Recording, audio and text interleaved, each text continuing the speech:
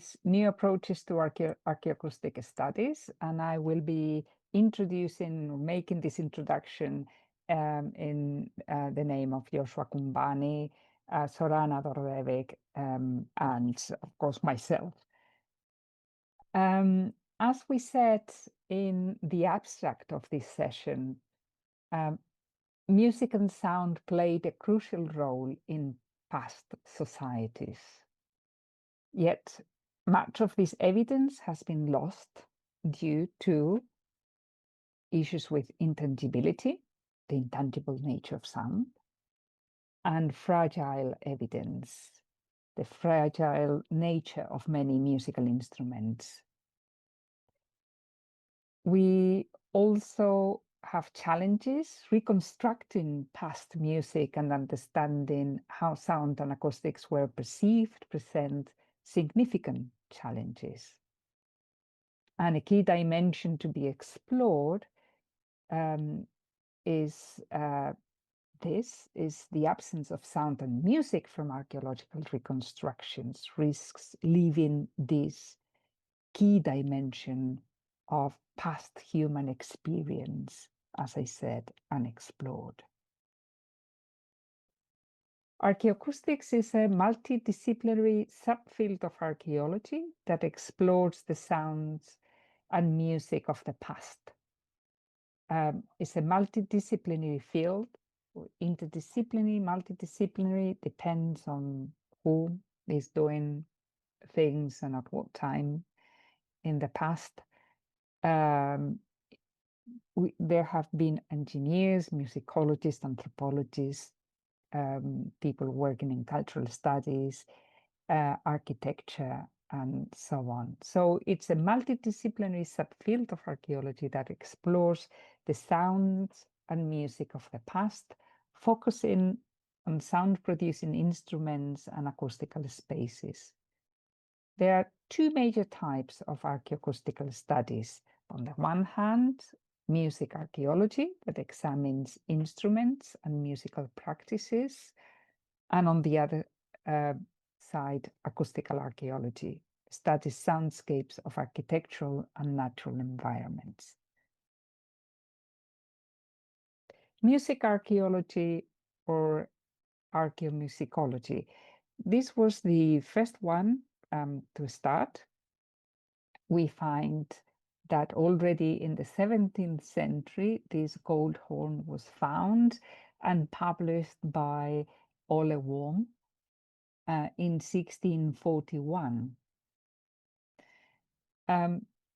This field was traditionally or has traditionally focused on organology, but in the last 2 decades, it has expanded and it's very useful to use the concept of musicking, because this concept that was established by Small incorporates all musical activity, including composing, performing, listening, and even casual singing.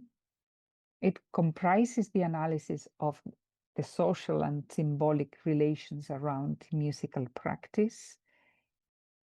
And therefore, archaeomusicology analyzes the material evidence of people engaging with music in the past.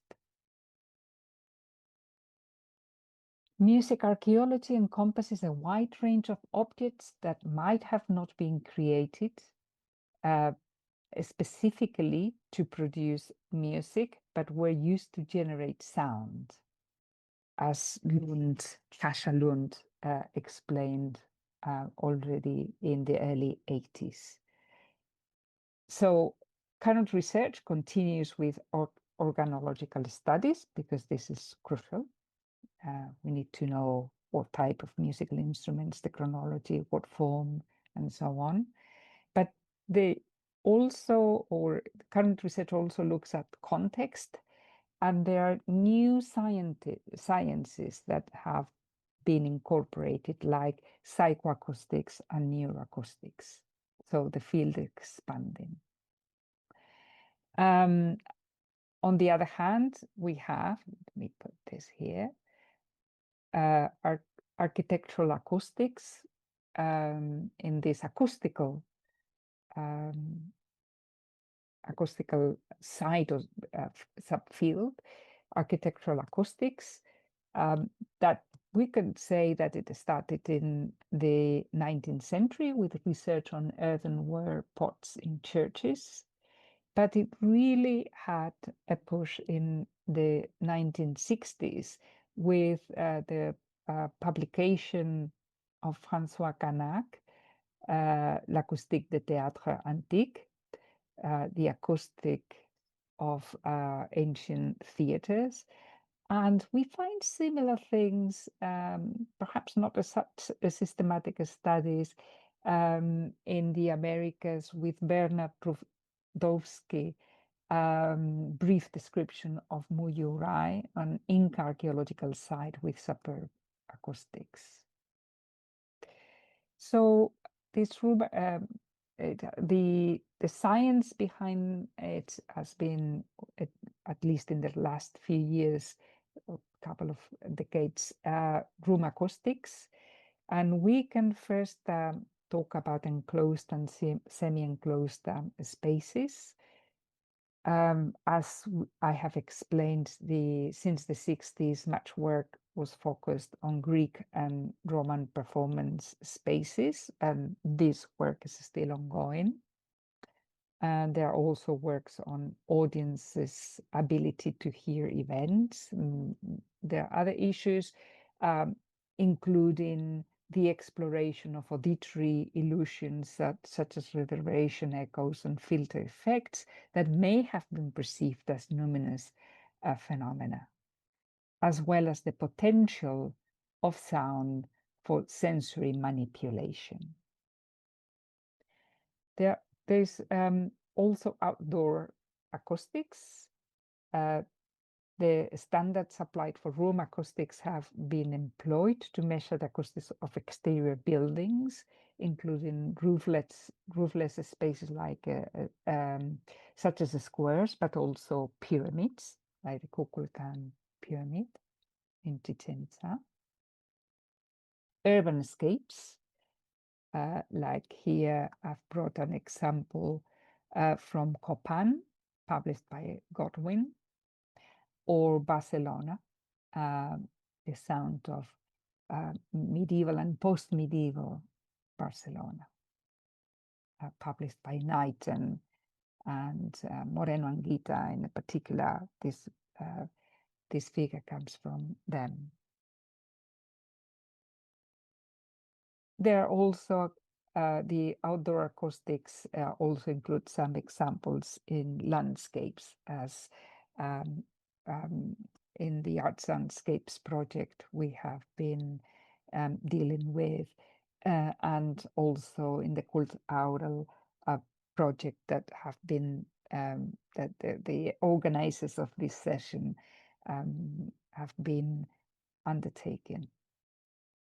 So in this session, what we find, we will start with some early examples of musical instruments like clappers and bullroarers, or shell trumpets, Neolithic shell trumpets. Also with a flute that seemed to be or had been classified as Iron Age, but in fact, as we will hear, perhaps is not so. We will then move to other pre-state societies elsewhere in Nevada in particular, in the US, and then we will go around the world to other societies and hear about flute instruments in ancient Indian art reliefs.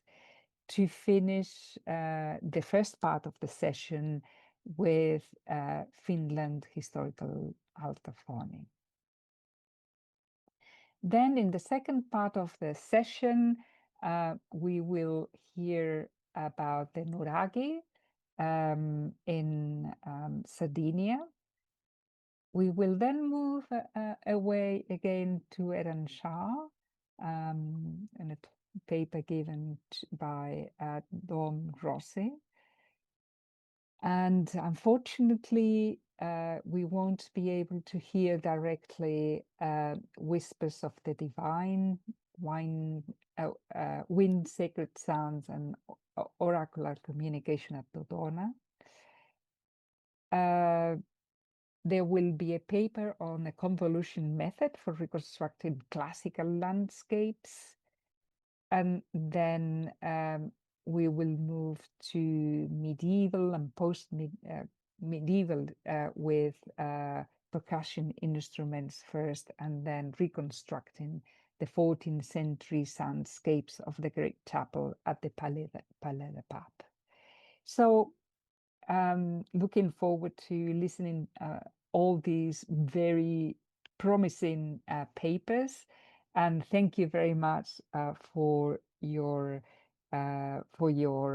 willingness to participate in this session. Thank you very much.